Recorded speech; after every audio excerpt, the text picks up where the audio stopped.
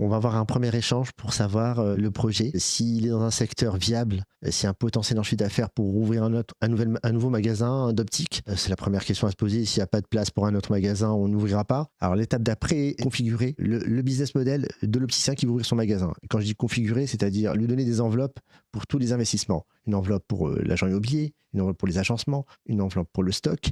Et ça va être défini par rapport à son apport personnel et l'objectif en chiffre d'affaires qu'on va se fixer. Une fois qu'il a ces enveloppes, le modèle économique est défini. Il sait par exemple qu'il doit chercher un local qui ne doit pas dépasser 2 000 € de loyer et pour lequel il ne pourra pas payer un droit d'entrée supérieur à 30 000. Une fois qu'il a ces critères-là, il peut les transmettre à des agents immobiliers en local. Et nous, on va l'accompagner également parce qu'on a une plateforme qui gère et qui centralise déjà tous les agents immobiliers sur le secteur. Donc nous, on envoie directement l'annonce. On reçoit directement de la part des agents immobiliers des annonces qui correspondent aux critères qu'on a définis. Donc on ne perd pas de temps. Maintenant, la question d'après, c'est de savoir si l'environnement commercial est bon. Là, il va falloir faire une enquête terrain. C'est-à-dire qu'il va aller voir les commerçants avec un questionnaire que je lui donnerai. Il va pouvoir poser les bonnes questions pour savoir si le quartier est vivant. L'idée, c'est de sonder le terrain et le qualitatif. Et ça, si tu poses pas des questions et si tu t'interroges pas même les passants, tu ne sauras jamais si les gens ne viennent pas dans ce quartier parce qu'il y a un problème ou s'il y a des travaux qui seront prévus l'année d'après de la voirie et auquel cas, même si l'emplacement est dingue,